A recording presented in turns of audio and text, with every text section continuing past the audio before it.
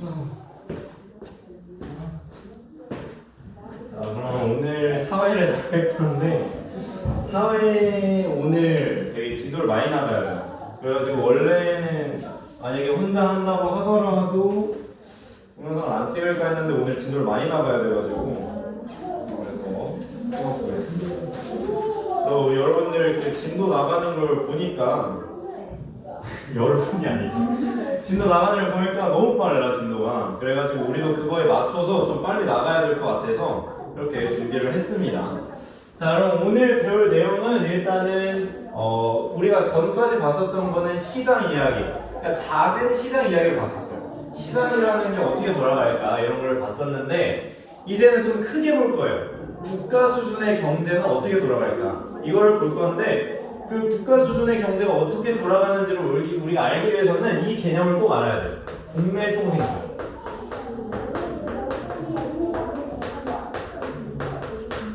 국내 총생산. 우리가 이걸 GDP라고 부르죠. 혹시 뉴스에서 GDP 이야기 들어본 적 있어요? 없어요? 자, 맞아요. 이제부터 들어보면 되죠. 이제 우리가 GDP에 대해서 공부를 했으니까 이제 뉴스에서 GDP 이야기 나오면 다 맞출 수 있는 거예요. 이렇게. 자, 그럼 이제 어떤 뜻인지 이게 이 국내 총생산은 서술형으로 낼 수도 있어요. 그래서 어떤 뜻인지를 꼭 알아놔야 되는데 그래서 그 밑에다가 한번 써볼게요. 한 나라 안에서. 일단 한 나라 안에서 측정을 하는 거예요. 이 국내 총생산이라는 것은 한 나라 안에서 측정을 하는 것이고 그리고 일정 기간 동안 생산.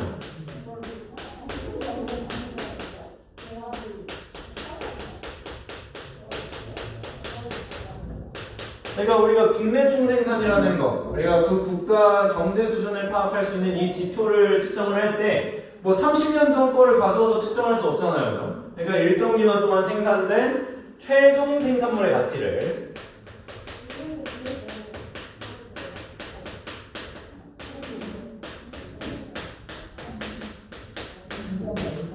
최종 생산물의 가치를 더하는 거예요. 이때 이 최종 생산물이라는 것은 뒤에서 다시 볼게요. 최종 생산물의 가치를 시장 가격으로 더한 것이다. 시장 가격으로 계산하여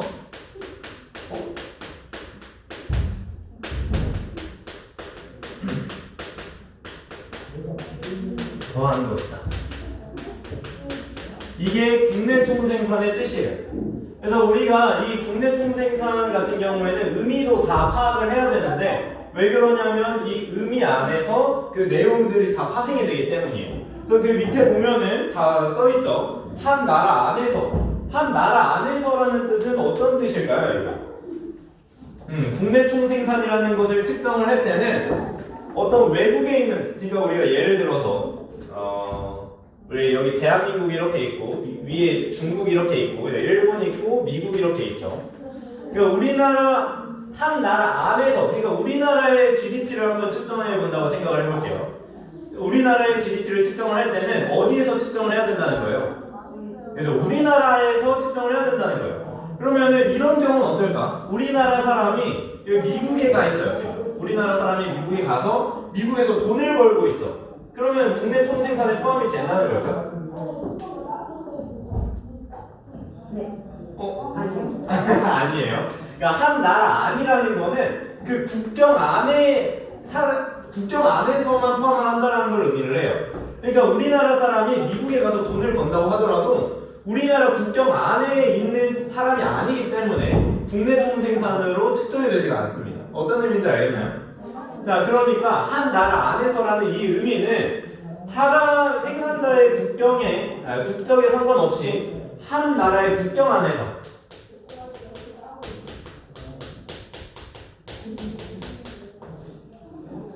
한 나라의 국경 안에서 측정해야 된다라고 이야기를 하고 있습니다. 자, 그러면 또 이렇게 한번 생각을 해볼게요. 자, 중국 사람이 우리나라에 들어왔어요. 중국 사람이 우리나라에 들어와서 중국 사람이 우리나라에서 돈을 벌고 뭔가를 만들었어요. 그러면 그 국내 총생산에 포함이 될까? 네. 그래서 포함이 되겠죠. 왜냐하면 한 나라 안에서라는 의미는 한 나라의 국경 안에서 포함이 된다는 의미이기 때문에 다른 나라 사람이 우리나라에 와서 뭔가를 생산했다고 하더라도 우리나라의 국경 안에서 생산한 것이기 때문에 국내 총생산에 포함이 된다라는 거죠. 이해가 되죠?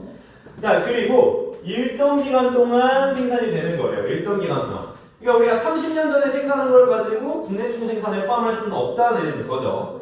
그리고 우리가 약속을 하고 있어요. 이 일정 기간이 뭐냐? 뭐 우리가 알 수가 없죠. 그걸 우리가 약속을 해놨는데 이 일정 기간을 우리는 1년으로 약속을 하고 있어요. 보통 1년으로 하자라고 약속을 하고 있습니다. 이거는 세계적인 약속이기 때문에 1년 외워줘야 되겠고요. 그래서 그 해에 새롭게 생산된 것만 포함하고 있다라는 게 이해가 되죠. 1년만 하고 있으니까. 자, 그리고 최종 생산물의 가치를 더하는 거예요. 최종 생산물. 그러니까 우리가 예를 들어서 이런 게 있겠죠. 뭐 우리가 파리바게트에 빵이 있다고 해볼게요. 최종 생산물의 대표적인 예가 이렇게 빵이라고 할 수 있어요. 빵. 파리바게트에서 파는 이 빵. 빵이 생산된 빵은 뭘로 만들어지지? 그죠? 밀가루로 만들어지죠. 밀가루는 뭘로 만들어질까요? 맞아요. 밀로 만들어져요. 자, 그럼 이때 밀가루는 뭐라고 할 수 있을까요? 최종 생산물이라고 할 수 있을까? 밀가루를?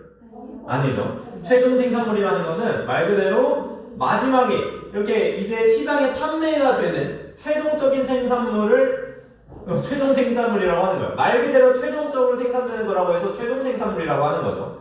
그렇기 때문에 이 밀가루 이런 것들은 최종 생산물이 될 수가 없고 이런 친구들은 이제 뭐 중간 생산물이다 이렇게 이야기를 합니다.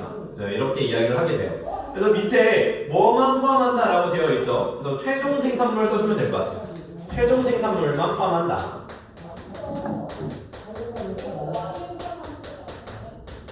그러니까 빵을 만들 때 필요했던 빵을 만들기 위해서 생산했던 밀가루 이런 것들은 국내 총생산에 포함이 된다 안 된다?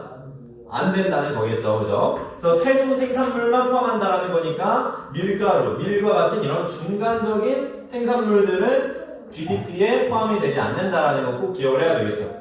자, 그리고 마지막으로 시장 가격으로 계산을 한대요. 자, 우리가 국내 총생산은 최종 생산물의 가치를 더하는 거였어요. 근데 이 빵의 가치 어떻게 판단할 수 있지?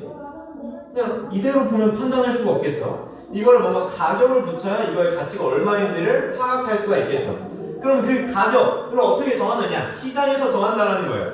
그렇기 때문에 이 시장 가격으로 계산해서 더한다라는 것을 통해서 우리가 뭘 알 수 있느냐? 시장에서 거래된 것만 국내 총생산에 포함하겠다 이거예요. 그죠? 우리가 이 국내 총생산의 의미에서부터 좀 많은 것을 뽑아냈어요. 그래서 국내 총생산은 그래서 의미도 중요한 거예요. 그래서 이 의미까지 우리가 정확히 기억을 해줘야 되겠죠. 자, 그러면 이제 2번 국내 총생산의 의의를 한번 보면은 거기는 그냥 한번 밑줄 한번 쳐볼게요. 한 나라의 전체적인 생산 수준 및 경제활동 규모를 보여준다. 그냥 다친 것 같은데. 자, 여기서 우리가 키워드로 잡아야 될 건 전체적인에 조금 이제 그 물결 표시를 해볼까요? 전체적인. 그러니까 그 국가의 전체적인 생산 수준이 어떻게 되느냐 이런 것들을 파악하기 용이하겠죠. 왜냐면 한 나라 안에서 측정하는 거니까 그 나라의 생산 수준이 얼마나 되는지를 또 경제활동 규모가 얼마나 되는지를 알 수가 있는 거겠지. 말 그대로 생산한 거를 말하는 거니까. 그죠? 뭔지 알겠죠? 자, 그러면은 3번. 자, 우리가 국내 총생산은 전체적인 국가의 경제 수준을 확인한다 했어요. 자, 그럼 3번을 보면은 한 나라의 국민의 평균적인 소득 수준을 알기 위한 지표로 뭐를 사용할 수 있느냐? 이거를 국내 총생산을 그 나라의 국민의 수만큼 나눠주면은 이렇게 파악을 할 수가 있어요. 자, 그러니까 다시 한번 보면은 국내 총생산을 그 나라의 국민만큼 나누면은 어떻게 될 것 같아요? 한 국민마다 얼마나 생산했는지를 알 수 있겠죠. 뭔 느낌인지 알겠죠? 국내 총생산은 한 나라의 전체적인 생산을 이렇게 알 수 있는 것이고, 그리고 그거를 국민만큼 나누게 되면은 1인당 국민 총생산이 나오게 되는 거예요. 국민 한 명당 얼마나 생산을 했느냐 이런 것들을 살펴볼 수 있는 거죠. 자, 그래서 이제 밑에 읽어보면 이해가 되죠. 한 나라 국민의 평균적인 소득 수준을 알 수가 있다. 그 국가 개개인의 소득 수준을 알 수 있는 게 1인당 국민 총생산이 되게 되는 거죠. 이해가 되나요? 그죠? 자, 근데 뭐 이거는 그렇게 중요하진 않습니다. 진짜 중요한 건 4번에 있어요. 이 국내 총생산이라는 이 개념이 그래 알겠어. 그 나라의 평균적인 소득 수준, 그 나라의 경제활동 수준을 알 수 있다. 이건 알겠어. 자, 그렇다면 이 국내 총생산이라는 지표가 가지고 있는 한계가 뭐냐? 이걸 이제 살펴보자는 거예요. 자, 일단은 한계 여기서부터 나옵니다. 시장 가격으로 계산해서 더한다라고 했잖아요. 자, 이걸 통해서 뭘 알 수 있냐면 시장에서 거래되는 재화나 서비스의 가치만 측정해요. 자, 한번 일단 써볼게요. 시장에서 거래되는 재화와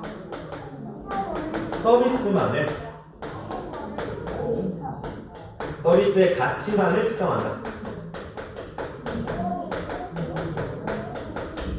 시장에서 거래되는 재화와 서비스의 가치만을 측정한다라는 게 이 국내 총생산의 한계가 되는 거예요.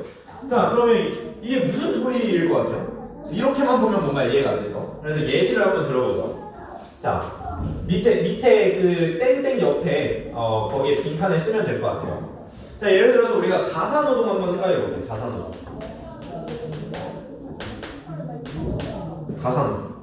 가사노동 생각을 해보면은 뭔가 노동을 하게 되고 그 집에 가서 가사노동 혹시 어머니가 하시나요?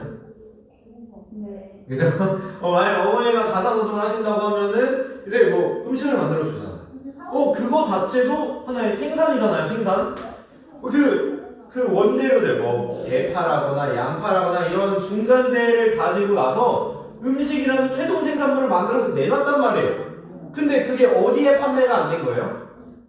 그래서 시장에서 판매가 안 됐기 때문에 가사노동을 통해서 생산된 거는 GDP에 포함이 되지 않아요. 그렇죠. 그런 한계가 있겠구나. 시장에서 거래되는 재화 서비스의 가치만 측정하니까 우리 전체적인 생산을 알 수가 없겠구나. 자, 그리고 대가를 받지 않는 노동이 한 가지가 더 있죠. 뭐 봉사활동 이런 거.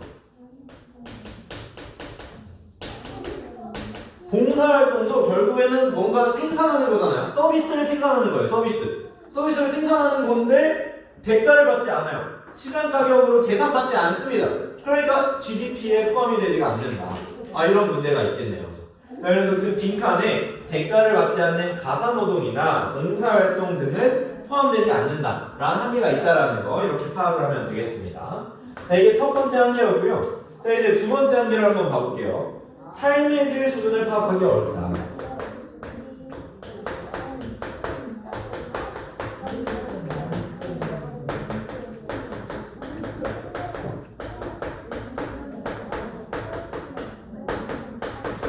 자, 우리가 GDP가 상승합니다. GDP가 상승하면 상승할수록 그 나라의 경제가 성장했다라고 이야기할 수가 있겠죠. 그 나라의 경제 성장했어. 이건 알 수가 있습니다. 자, 근데 GDP가 성장하면서 환경이 안 좋아졌어. 공기가 너무 탁해. 마스크를 쓰고 다녀야 돼. 마스크 쓰고 다니면은 지금 좀 불편하잖아요. 그죠? 삶의 질이 떨어졌어요. 환경오염 때문에 지금 삶의 질이 떨어졌어. 뭐 지금은 물론 아마 코로나나 이제 독감 때문에 쓰고 있긴 할 텐데 삶의 질 수준이 떨어졌어요. 그러니까 GDP는 올라갔는데 그래서 경제적인 삶의 수준은 높아졌는데 나의 삶의 질은 좋지 않아. 이런 문제가 발생할 수 있겠죠. 그러니까 삶의 질 수준을 파악하기가 어렵다라는 한계가 이어질 수가 있겠네요. 그렇죠?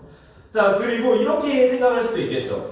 내가 돈을 많이 벌어요. 그런데 뭔가 쉬는 시간이 없어. 저 인간이라면은 일도 하긴 해야 되겠지만 쉬는 시간을 가져야 되잖아요. 그럼 한 24시간 동안 공부하라고 하면은 못하겠죠. 그러니까 쉬는 시간이 있어야 되는데 너무 경제만 강조하다 보면은 그런 여가 생활을 놓칠 수가 있겠더라 라는 문제가 발생하게 되겠죠. 그래서 삶의 질 수준을 파악하기 어렵다라는 거는 이제 여가 생활 이런 것들은 GDP에 포함이 되지 않는다라는 거죠. GDP에 포함이 되지 않는다. 그러니까 우리가 여가 생활을 하면은 뭐 집에서 들어 누워서 뭔가 놀고 막 이런 거 할 수 있잖아요. 혹시 MBTI가 E인가요? 아닌가요? 아예요. 그럼 집에 들어 누워서 놀아야 되잖아요. 집에 들어 누워서 놀면은 나의 그 삶의 질이 충족이 돼요. 너무 생산적이야. 내가 생각했을 때 생산적인 활동인데 GDP에는 포함이 되나요? 포함이 안 되죠. 난 집에서 그냥 놀았으니까. 그래서 이런 문제가 생긴다는 거죠. 이해가 되나요? 그죠? 자, 그리고 세 번째로 이게 국내 총생산이라는 게 한 나라의 전체적인 경제 수준만 파악을 하잖아요. 그러니까 국가 전체의 경제 수준이 어떤지는 알 수가 있어. 근데 문제는 뭐냐? 그 나라의 소득들이 제대로 분배되었는지 알 수가 없어요. 소득 분배 상태를 알 수가 없다.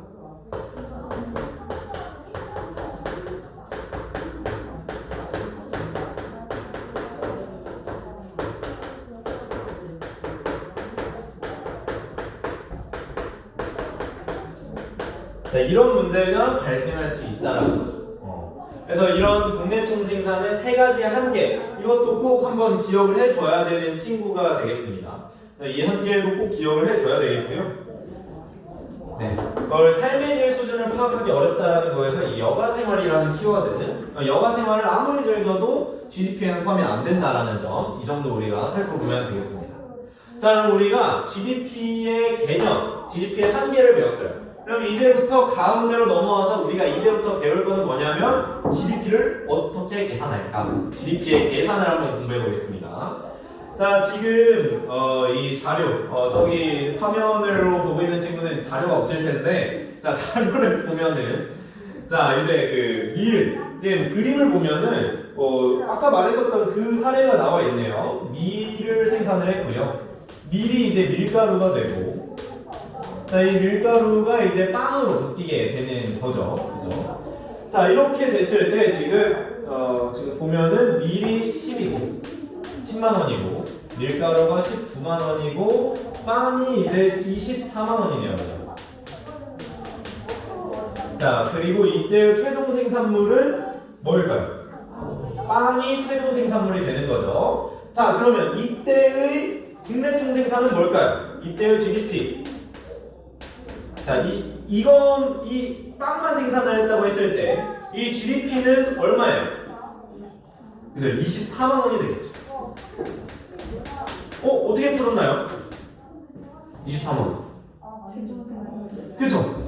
국내 총생산은 최종 생산물의 가치를 계산한 거예요. 그러니까 지금 최종 생산물인 빵이 24만 원이니까 거기 이제 국내 총생산 계산 방법의 동그라미 1번의 방법으로 푼 거죠. 이제 최종 생산물의 가치로 푼 거다. 그리고 이 최종 생산물이 이제 빵이었으니까 이 빵의 최종 생산 빵의 가격이었던 24만 원이 GDP가 되는 거죠. 자, 이렇게 구할 수도 있는데 이제 제가 새로운 방법을 알려줄게요. 부가가치의 합으로 구할 수도 있다. 부가가치의 합.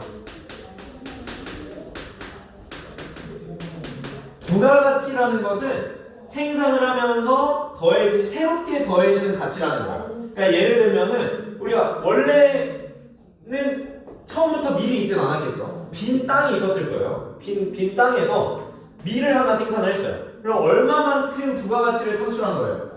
그래서 10만 원만큼의 부가가치를 창출한 거죠. 근데 이 밀이라는 거를 밀가루로 변경시키면서 19만 원으로 가치가 변경됐어요. 그럼 얼마만큼의 가치가 더해진 거예요? 9만 원. 그러니까 이런 식으로 점점 가치가 더해지는 거. 이런 것들을 우리가 부가가치라고 이야기를 합니다. 자, 그러면 밀가루에서 빵으로 바뀌면서 얼마의 가치가 더 늘어났어요? 그래서 5만 원만큼의 가치가 더 늘어났네요. 자, 그러면은 이제 이 빨간색만큼 이게 다 부가가치란 말이에요.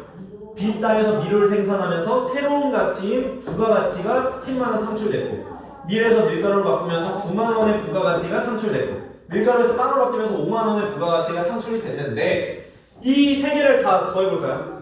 얼마죠 이게? 24만 원이 되는 거죠. 뭐야? 이거랑 똑같네? 이렇게 되는 거죠. 그러니까 이제 최종 GDP는 이 두 가지 방법으로 구할 수 있다라는 거. 이 정도 우리가 기억을 하면은 쉽게 풀어낼 수가 있겠죠. 자, 이런 식으로 풀면 되겠습니다. 그래서 부가가치의 합 충분히 풀 수 있겠죠, 그죠?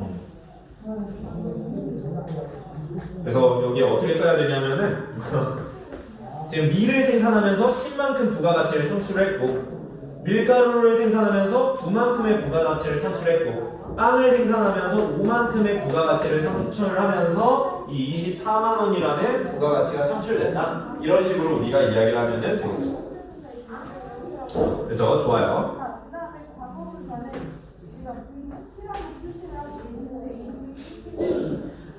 자, 그러면 이제 그 옆으로 넘어오면은 자, 한번 읽어볼게요. 한 나라의 경제 생산 능력이 커져서 재화와 서비스의 총 생산량이 늘어나는 것이다.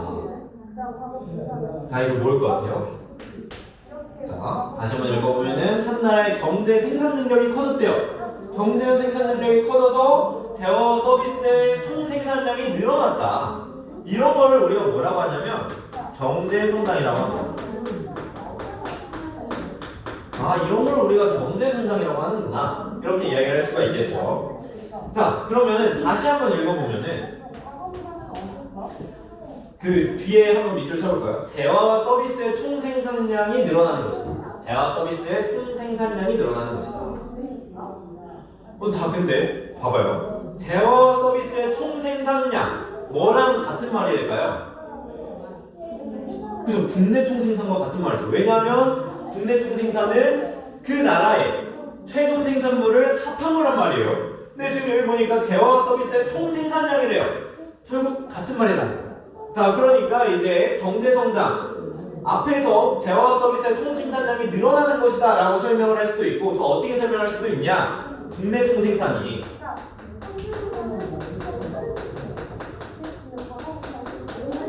지속해서 증가하는 형상이다. 지속적으로 증가하는 형상이다.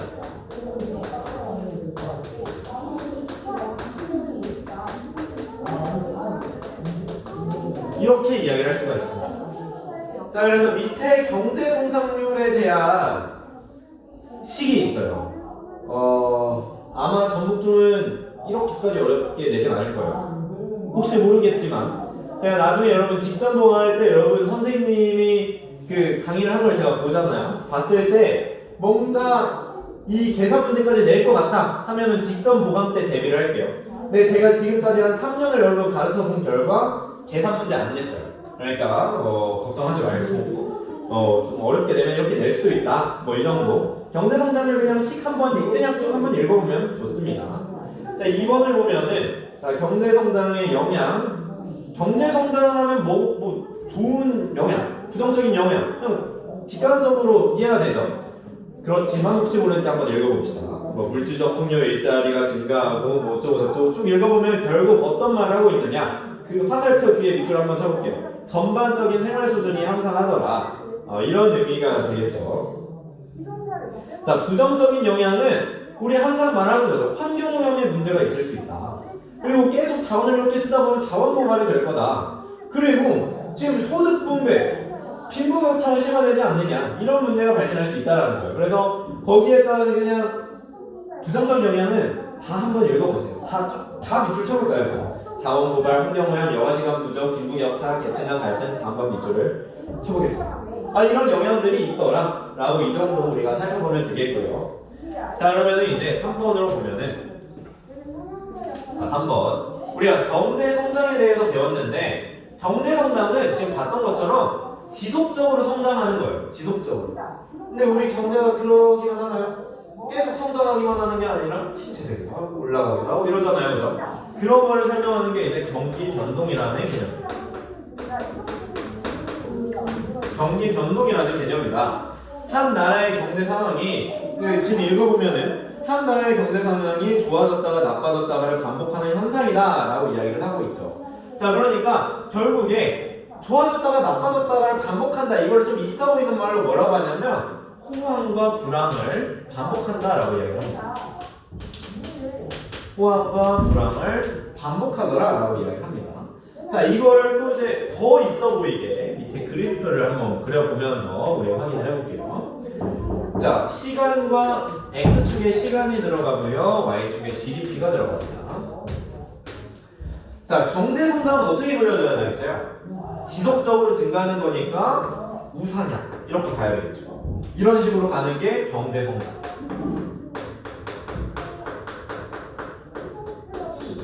자, 근데 이제 경기 변동은 어땠어요? 호황과 불황이 반복된다 이랬죠, 그죠? 자, 그러니까 얘는 호황과 불황이 반복되니까, 그러니까 결국에는 경제는 이렇게 성장한단 말이에요. 근데 우리가 실제적으로는 쫙 이렇게 올라가는 게 아니라 호황과 불황을 반복하면서 경제 성장을 한다라는 측면에서 경기 변동 그래프는 이런 식으로 보죠. 그러니까 우리가 미국 경제만 보더라도 호황과 불황을 반복하면서 결국에 지금은 계속 성장을 했잖아요. 그죠? 그거를 지금 설명하고 있는 거예요. 자, 그러니까 지금 이 주기를 보면은 맨 밑에 있는 여기를 뭐라고 부르겠어요? 얘를 불황이라고 부르겠죠. 이 친구를 불황. 그럼 이 꼭대기에 있는 친구를 뭐라고 부르겠어요? 호황이라고 부르겠죠. 또 이제 떨어집니다. 얘는 불황, 호황 이렇게 되겠죠. 이런 식으로 부른다는 거예요. 지금 경제가 좋아졌다가 나빠졌다가 반복하면서 결과적으로는 쭉 경제가 성장한다. 이런 이론을 그래프에서 보여주고 있는 거예요. 그래서 뭐 이 정도 하면은 이해가 되죠? 그죠? 네, 너무 이해가 잘 된 것 같아요. 지금 저 화면으로 보고 있는 친구들도 다 이해가 됐어요. 아, 완벽해요. 그죠? 자, 좋습니다. 자, 그러면 이제 국내 총생산은 다 됐고요. 이제 국내 총생산에 대한 이야기는 끝이 났고 이제는 물가에 대해서 이야기를 한번 해볼까 해요.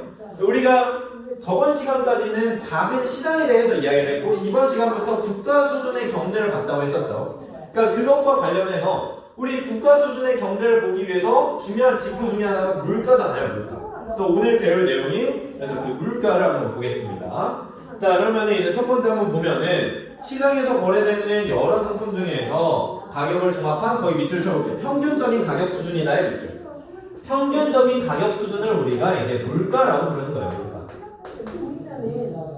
평균적인 가격 수준을 물가라고 한다.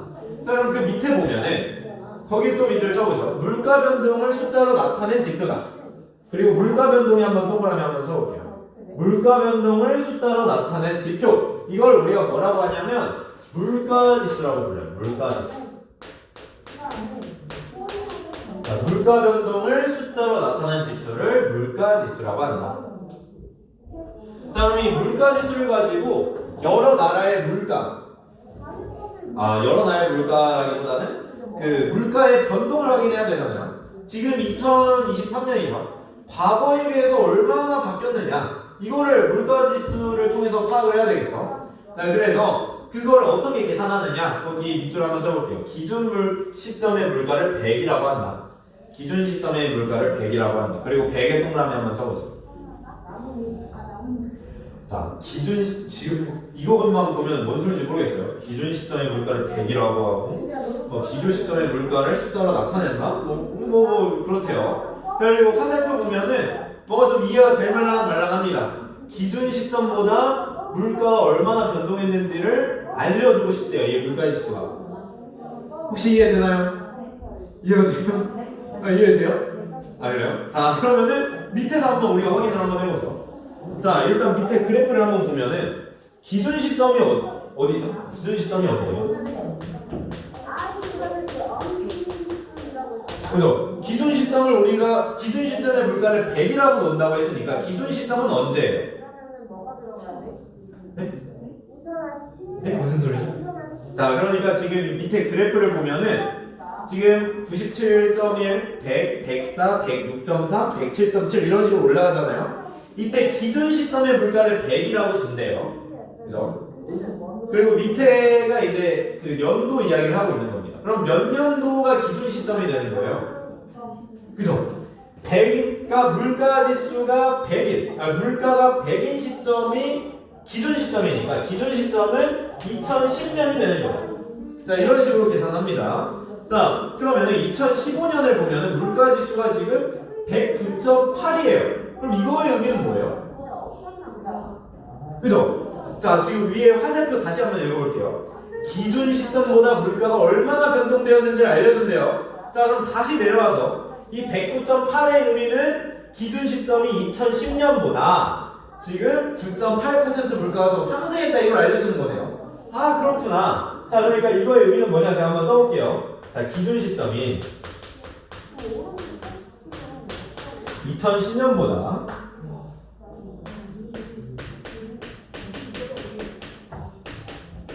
물가가 9.8% 상승했다. 이걸 알 수 있다라는 거죠. 아, 그렇구나. 이걸 알 수 있구나. 물가지수를 통해서 우리가 이런 어마무시한 걸 알아냈습니다. 그죠? 아주 좋아요. 자, 그러니까 여러분들 문제가 어렵게 나온다고 하면 이런 식으로 나올 거예요. 여러분 선생님들이 어떻게 낼지 모르겠는데 물가 지수를 계산하는 방법도 여러 가지거든요. 그것도 이제 여러분 직접 공강 때 한번 교과서 확인해 보고 한번 대비를 해볼게요. 만약에 그런 식으로 문제를 낸다면. 자, 그러면 이제 물가에 대해서 한번 배워봤는데 지금까지 우리가 봤던 이런 물가들은 어떤 물가냐? 그 그래프 위로 올라가서 거기 소비자 물가지수의 동그라미, 생산자 물가지수의 동그라미 한번 쳐볼게요. 우리가 지금 공부한 물가지수는 소비자 물가지수나 생산자 물가지수를 말해요. 그 화살표 밑에 있어요. EX 옆에. 이런 물가지수들을 말합니다. 그러니까 이런 소비자 물가지수나 생산자 물가지수는 일단 소비자 물가지수를 볼게요. 그러니까 별의별 걸 다 집어넣는 거예요. 우리가 뭐 이런 책상도 구입을 하니까 책상도 집어넣고 뭐 선풍기도 집어넣고 에어컨도 집어넣고 이런단 말이에요. 뭐 이런 게 다 소비자 물가지수가 되는데 그러면은 뭐 장난감 이런 것들도 다 그거가 됩니다. 소비자 물가지수에 포함이 돼요. 자, 그러면은 이런 소비자 물가지수는 뭐 우리한테 좀 잘 와닿나요? 그러니까 우리가 뭐 지금 보면 뉴스 보면은 지표로 보면은 소비자 물가지수가 그렇게 크게 상승하진 않았어요. 근데 우리 체감하는 물가는 너무 높아졌잖아요. 자, 그 이유가 있어요. 자, 밑에 한번 살펴보겠습니다. 소비자 맨 밑으로 내려올게요. 자, 거기 점 옆에 소비자가 주관적으로 느끼는 물가다 라고 해서 우리는 체감 물가라는 개념을 하나 더 배워보겠습니다. 체감 물가. 근데 여러분 교과서에서는 안 나와 있어서 아마 안 하지 않을까 싶은데 혹시 모르니까 한번 해볼게요. 체감 물가. 말 그대로 내가 몸으로 느끼는 물가라는 거. 어떤 것들이 여기에 포함되겠어요? 뭐 먹는 거, 입는 거, 뭐 집에서 사는 거 이런 것들이 체감 물가에 들어가겠죠. 자, 그러니까 이런 체감 물가는 어떤 것들만 여기에 포함을 시키느냐? 뭐 생활 필수품.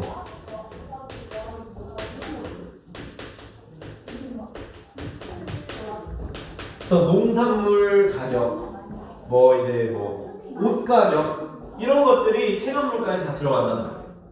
그러니까 생활 필수품만 포함시키고 있는 게 이 체감 물가인데 문제가 아까 말했던 소비자 물가 지수는 뭐 별의별 걸 다 포함시켰죠.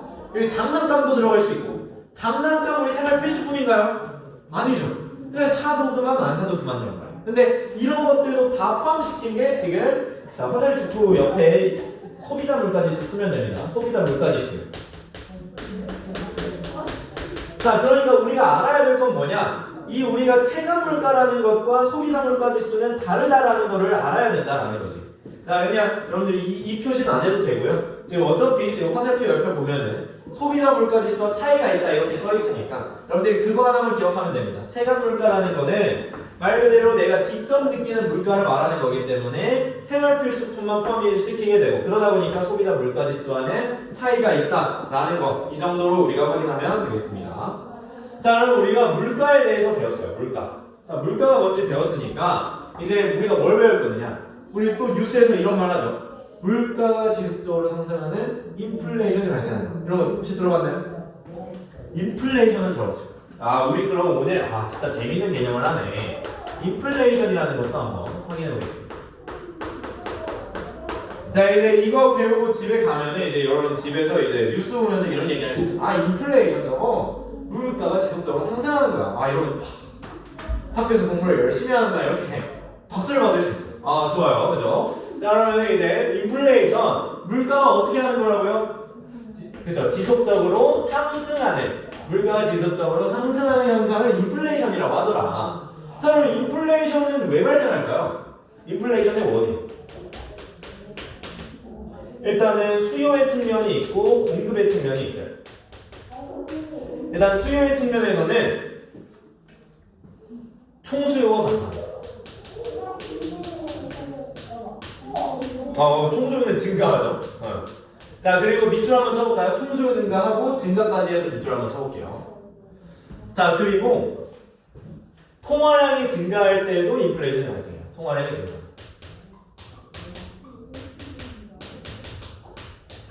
자, 그리고 통화량 증가했다가도 밑줄 한번 쳐보겠습니다. 자, 통화량이 증가한다는 건 무슨 말이냐면 화폐, 시중에 유통되는 화폐의 양이 많아진다는 거예요. 통화량은 그냥 화폐의 양이라고 생각하면 돼요. 그럼 화폐의 양이 많아졌습니다. 돈이 많아졌어요. 그러면 그 돈이 많아졌으니까 돈을 막 흥청망청 쓰기 시작하겠죠. 그러다 보면은 이제 돈이 많아졌어요. 그러면 지금 원래 이제 마라탕 좋아하잖아요, 그죠? 자, 마라탕이 이제 원래 1,000원이었어요, 1,000원. 그래서 여러분들이 갖고 있는 돈도 뭐 지금 주은이가 1,000원 가지고 있고 지금 옆에 을로도 있어요. 을로가 100원 가지고 있고 옆에 율로가 500원을 가지고 있어요. 자, 그러면은 이렇게 되면은 이제 이 마라탕은 주은이만 먹을 수 있잖아요, 그죠? 그죠? 이렇게 되게 되는데, 자, 통화량이 증가했습니다. 국가에서 돈을 뿌렸어요. 자, 돈을 뿌려가지고 주은이 10,000원 가지게 되고, 을로였나? 을로가 1,000원 가지게 되고, 율로가 5,000원 가지게 됐어요. 자, 그러면 마라탕이 1,000원일 때는 모두 다 먹을 수 있단 말이야. 그치? 자, 이런 식으로 먹다 보니까 이제 마라탕이 없어요. 그치?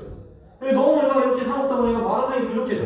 그러니까 이 사람들은 마라탕이 부족해지니까, 아니, 너희 중에서 1,000원보다 더 많이 되는 애 있으면 걔한테 팔게. 이렇게 점점 되는 거죠. 이러면서 가격이 점점 상승하게 되는 거예요. 어떤 느낌인지 알겠죠? 자, 지금 볼게요. 통화량이 증가했습니다. 통화량이 증가해서 애들이 돈이 많아졌어. 그러니까 애들이 뭐 했어요? 마라탕을 많이 샀어.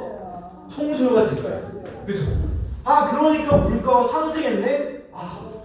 원인, 알겠죠? 총수요 증가, 통화량 증가. 할 때 인플레이션 상승하는 거. 자, 공급이 증가했을 때 얘는 공급이 감소하면은 인플레이션이 발생하게 됩니다. 공급이 감소한다. 자, 그러니까 지금 그냥 방금 말했던 그대로예요. 마라탕의 재고가, 그러니까 마라탕을 파는 사람이 장사하기도 귀찮은데 얼마 안 팔래. 여기서 한 2개만 팔아야겠다 이랬습니다. 2개만 팔아야겠다. 자, 그러면은 셋 중에 한 명은 못 먹어요. 그죠? 그러니까 얘네들은 경쟁적으로 마라탕을 사기 위해서 가격을 올리겠죠. 나 돈 이만큼 줄 테니까 나한테 팔아. 이럴 거 아니에요, 그죠? 그러니까 공급이 감소하게 되면은 인플레이션도 발생하게 됩니다. 자, 우리가 직관적으로 봤습니다. 자, 이제는 조금 논리적으로 그래프를 그려보면서 확인해 볼게요. 밑에 공간이 좀 있을 거예요. 거기에 그래프 2개 한번 그려보겠습니다. 자, 우리가 물가 이야기를 할 때는 이 X축에 GDP가 들어갑니다. GDP. 자, 우리가 시장에서 할 때는 Q가 들어갔었잖아요, 그죠? 이제는 국내 총생산 얘가 들어가게 되고요. Y축에 물가가 들어갑니다. 자, 두 번째 그래프도 이렇게 한번 그려볼게요. 자, 이제 인강 친구들도 잘 들어봐야 돼요. 자, 우리가 일단은 우리가 저번 시간에 시장의 균형을 배웠잖아. 자, 그러니까 이제 우리가 국가 수준의 우리가 좀 많은 걸 건너뛰었어요. 자, 총수요와 총공급이 만납니다. 자, 우리가 그냥 쉽게 배웠었던 우리 시장에서 배웠었던 그 수요 공급이라고 생각하세요. 총수요와 총공급이 이렇게 만나게 되면은 여기서 균형을 이루게 되죠. 여기서 균형을 이루고 이 균형점에서 균형 물가가 이렇게 형성이 되겠죠. 물가 원이 이렇게 형성됩니다. 자, 그러면 이제 우리 수요 측면에서의 원인부터 살펴볼게요. 총수요가 증가하면 인플레이션이 발생했대요. 우리 한번 살펴보자 이거지. 자, 총수요가 증가해지네. 총수요 2의 물가가 이렇게 되게 되고, 자, 새로운 균형점이 생겼네요. 새로운 균형점에서 살펴보면은 물가 2. 보니까 어때요? 총수요가 늘어나니까 지금 물가가 상승하는 모습을 보여주고 있다. 그렇구나. 이렇게 되네. 신기하다. 이렇게 볼 수가 있는 거죠. 자, 그러면 이제 두 번째로 총수요와 총공급. 이제 공급의 감소가 인플레이션을 어떻게 발생시키는지를 볼 거예요. 자, 공급이 감소하면 인플레이션이 발생한대요. 그거 우리 확인해보자 이거요. 자, 총 공급이 감소했습니다. 총 공급이 감소했으니까 공급 곡선은 왼쪽으로 이동을 해야 되겠지. 자, 그래서 총 공급 곡선 두 번째 공급 곡선이 이렇게 발생을 하는 거죠. 얘는 이제 구분을 하기 위해서 1, 2를 붙이는 거예요. 자, 그렇게 되면은 우리가 원래 시점에서는 균형 물가가 여기였죠. 물가가 여기였어요. 자, 근데 총공급이 감소하니까 지금 물가가 어떻게 돼요? 오, 엄청 치솟았네 이번에. 많이 치솟았어요 지금. 아, 이렇게 되네. 그러니까 또 그래프로 확인할 수 있겠네요. 총 공급이 감소하니까 물가가 상승하더라. 이해되나요? 이런 식으로 이해가 된다라는 거죠. 이건 절대적으로 시장의 논리를 가지고 파악을 하고 있는 거예요. 자, 그러면은 이제 우리가 중요한 건 이거예요. 중요한 건 이제 여기서부터가 중요한데, 자, 그러면 이 인플레이션 어떻게 발생하는지 알겠고, 인플레이션이 뭔지 알겠어. 자, 그래서 이 인플레이션이 우리한테 어떤 영향을 주는데 이게 중요한 거죠. 가장 중요한 건 이겁니다. 인플레이션이 발생하게 되면은 화폐의 가치가 하락하게 돼요.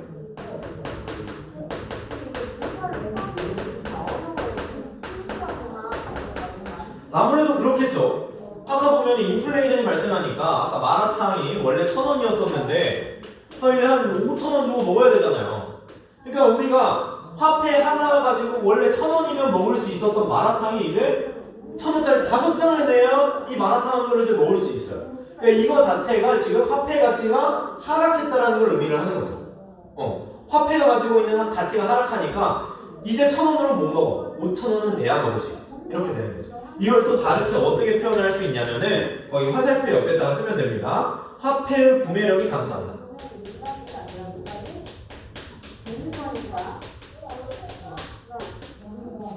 화폐의 구매력이 감소하다. 이렇게 이야기를 할 수가 있어요. 그리고 감소했다가도 밑줄 한번 쳐볼게요.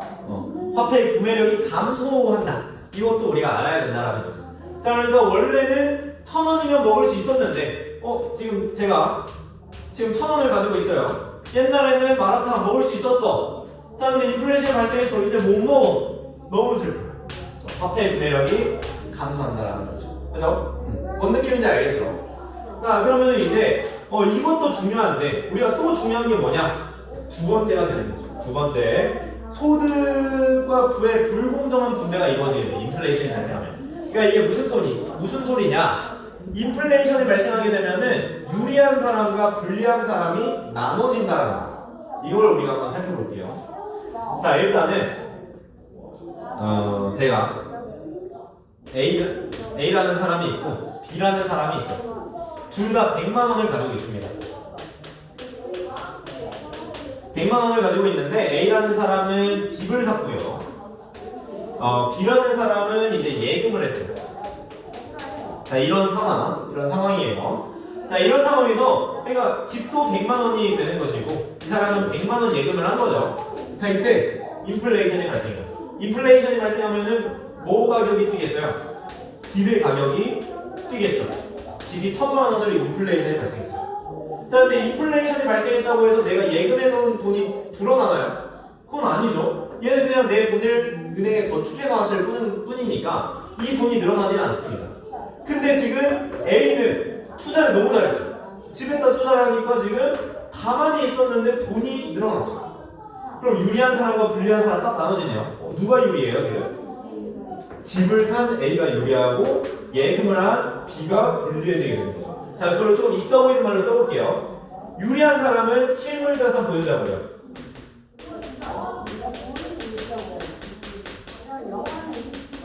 자, 실물자산 보유자는 뭐를 보유하고 있는 거냐? 지금 앞에서 봤던 것처럼 부동산을 보유하고 있거나 뭐 금을 보유하고 있거나 이런 사람들이 실물자산 보유자입니다.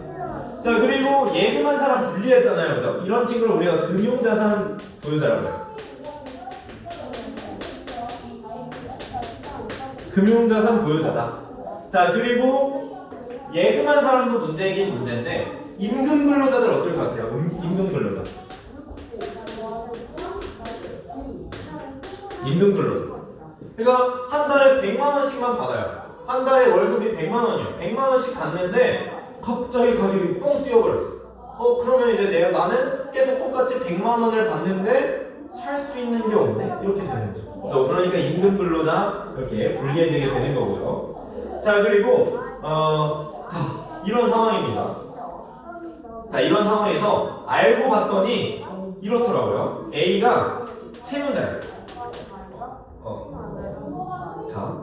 잠시만요. 자, 알고 봤더니 자, 채권자와 채무자가 있습니다. 자, 채권자, 채무자. 채권자, 채무자가 혹시 뭔지 아나요? 채권자, 채무자. 네. 그렇죠. 대충 알죠? 그러니까 채권자는 그러니까 채권자가 채무자한테 돈을 빌려주는 거예요. 한 100만 원. 채권자가 채무자한테 100만 원을 빌려주는 거예요. 그러니까 채권자는 돈을 빌려준 사람, 채무자는 돈을 빌린 사람이 되는 거죠. 네, 이렇게 되는 겁니다. 자, 알고 봤더니 채무자 A씨는 채무자였고요. B씨는 채권자였습니다. 자, 이렇게 가정을 해볼게요. 자, 채권자인 B씨가 채무자인 A씨한테 100만 원을 빌려줬습니다. 자, 그리고 1년 뒤에 갚기로 했어요. 1년 뒤에 갚기로 했더니 지금 1000만 원으로 인플레이션이 발생한 거예요. 자, 그러면은 지금 이 A씨 빌린 돈을 가지고 집에 투자를 했습니다. 그게 1000만 원이 됐어요. 자, 이제 다시 채무자인 A씨 채권자한테 100만 원을 돌려줍니다. 자, 그럼 지금 채무자인 A씨 얼마를 이득 본 거지? 그죠? 900만 원 이득을 봤죠. 얘는 어때요? 이득을 못 봤죠. 그죠? 채무자에 비하면 지금 이득을 너무 못 받아요. 오히려 불리하죠. 왜 그러죠? 이제 이 100만 원 가지고 이제 못 사잖아요. 그죠? 아, 그렇구나. 자, 그러면 누가 유리하죠? 그죠? 채무자가 유리하고 채권자가 불리하죠. 자, 이렇게 되겠고요. 자, 그리고 또 있습니다. 이제 자, 또 가봅시다. 자, 이제 싹 지워버리고 자, 한국과 미국이 있습니다. 자, 둘이 이제 전자제품을 팔아요. 전자제품 두 개를 이렇게 파는데 두 곳 다 이제 100원이에요. 100원. 지금 100원입니다. 지금 100원이니까 지금 자유롭게 무역이 이루어지겠죠. 그죠? 자유롭게 무역이 이루어지면 똑같은 100원이니까 그냥 성능 가지고 소비자가 알아서 구매를 하겠죠. 그죠? 디자인이나 이런 거 보고. 근데 갑자기 한국에서 1000원으로 인플레이션이 발생합니다. 자, 그러면은 한국에서 미국으로 수출을 한번 해볼게요. 지금 얘 지금 1000원 됐어요. 미국의 전자제품은 여전히 100원입니다. 그럼 미국 소비자들은 뭐를 사겠어요? 그 미국 전자제품을 사겠죠. 우리나라 건 잘 안 팔리겠네요. 그죠? 그러니까 당연히 어떻게 되겠어요? 수출이 감소하겠네요. 그죠? 자, 그 대신에 미국의 전자제품 100원 그대로 우리나라에 들어옵니다. 우리나라 전자제품은 1000원인데 미국 전자제품이 100원이에요. 한국인들 어떤 거 살까요? 그래서 미국 전자제품을 사겠죠. 그러니까 수입은 증가합니다. 이해되나요? 그죠? 그러니까 지금 유리한 사람, 수입업자들이 유리하겠네요. 수입업자. 수입은 증가하니까 수입업자 유리하겠고 불리한 거는 수출업자가 되겠죠. 수출업자들 불리하겠네요. 그죠? 수출업자들을 불리하겠어요. 자, 그러면은 이제 4번, 동그라미 4번까지만 하고 맞춰볼게요. 자, 동그라미 3번을 보면은 경제 성장이 어렵겠죠. 왜 그러냐면 금융자산 보유자들이 불리하니까 사람들이 저축을 안 하려고 하겠죠. 자, 그러니까 저축을 기피하게 되고 이런 부동산, 투기와 같은 불건전한 거래가 증가하게 되죠. 근데 우리가 기업이 돈을 끌어올 때는 그 은행에서 돈을 빌려온다 했었죠. 근데 지금 저축을 사람들이 안 하니까 어때요? 투자 활동이 위축되겠죠. 여기 빈칸에 투자 활동 위축 이렇게 쓰면 되겠죠. 이제 저축을 안 하니까 이런 문제가 발생하는 거예요. 이렇게 되고요. 자, 그리고 국제거래에도 영향을 미치게 되죠. 동그라미 4번 보면은 지금 국제거래에 영향을 미쳤습니다. 뭐가 증가하고 뭐가 감소했죠? 수출은 어떻게 됐어요? 수출은 감소했죠. 수출은 감소하고 수입은 증가하니까. 자, 이렇게 되면은 우리가 파는 건 적은데 사는 건 많아요. 그럼 뭐예요? 이거 적자죠. 이런 걸 우리가 적자라고 해요. 우리 마이너스여야지. 무역 적자가 발생하죠. 자, 이런 식으로 되겠습니다. 이런 인플레이션이 발생하니까 이런 문제가 있구나. 그래서 우리는 물가 안정을 위해서 여러 가지 노력을 해야 되는데 그거에 대해서는 우리가 다음 주에 애들이랑 다 같이 한번 해보도록 하겠습니다. 네, 수고 많았어요.